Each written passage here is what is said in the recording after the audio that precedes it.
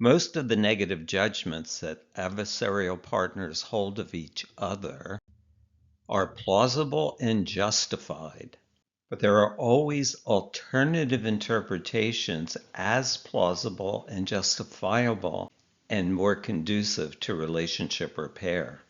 Partners must decide whether their corrosive judgments and interpretations are more important than repairing their relationship. Partners are on the same side when they focus on their deepest common value. For most, is a connected, loving relationship.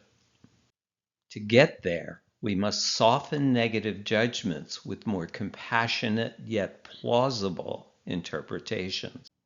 For example, I get irritated when my wife asks me to do something while I'm busy.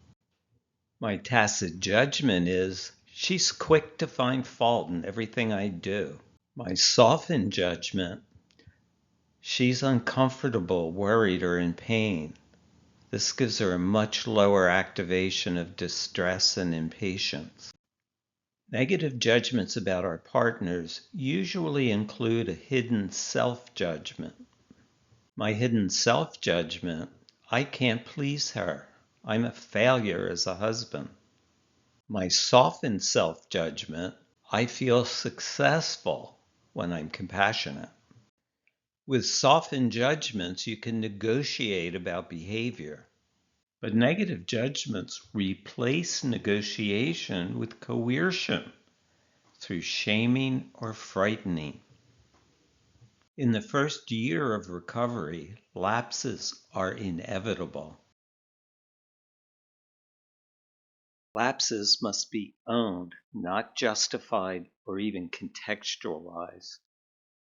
Justifying lapses guarantees their recurrence. Apology must be evident in behavior over time to be fully accepted. Don't expect instantly restored trust. Compassion in love relationships is unconditional. Trust must be earned.